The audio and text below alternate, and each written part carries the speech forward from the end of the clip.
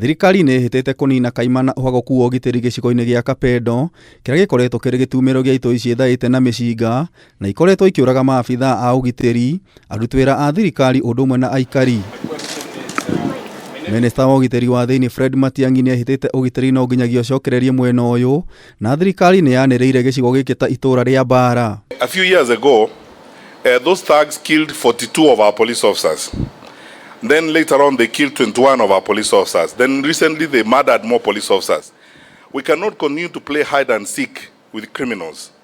And we are not going to continue that monkeying around. Ningĩ thirikari nĩ ĩtanyĩte kũgathĩka mũkana wa kafyu gĩcigo-inĩ gĩkĩ, ũrĩa ũrĩambagĩrĩria thinacara cia hwaĩ-inĩ nginyagia thinacara cia rũcinĩ. I am issuing, as I said, notice shortly extending curfew hours in Kapedo, and I'm going to designate it as a special operation area, and we'll have maintain a curfew there between 6 and 6 in the evening, so that we can do all the work that we need to do there and complete it. Kuma mwaka-inĩ wa 2014, makĩria ma andũ 40, 23 marĩ maabithaa a borithi nĩ moragĩtwo, magana ma andũ makagurario na makiri ma mahiũ kũiywo. We have an interaction between our security forces and the criminals in that area.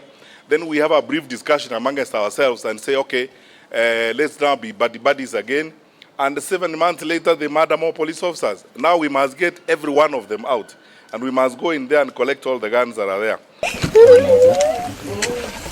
Kũrũmĩrĩra ũhagoku wa ũgitĩri mwena ũyũ, maabithaa erĩ a borithi nĩ moragĩtwo, na andũ angĩ 6 amwe ao marĩ aruti wĩra a TSC na IBC marakorwo moragĩtwo na mĩĩrĩ yao gũteo gĩthaka-inĩ. And I've made it very clear when the leaders of that region came to see me last week, I told them that we will sustain the operation in that area until we get all the criminals out. We are going to disarm the people are there. It is a responsibility of government to behave that way. Harĩ kũhĩtana na thĩna ũyũ, ateti amwe matongoretwo nĩ mũmbunge wa Tiaty na MCA wa Silale nĩ mahũngĩtwo mahũri, na Matiang'i ica ikuhĩ nĩ aranĩrĩire atĩ atongoria amwe mwena ũyũ nĩ maracũgĩra ngahĩha ici. It's not a lie about cat rustling. It is criminal activity that is funded, sometimes supported by local leaders.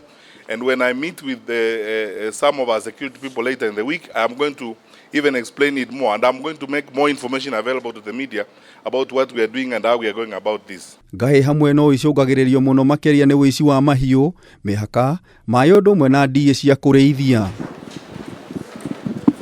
Ngĩribotera Kameme TV, Njeta Gĩtaũ wa Wanjikũ.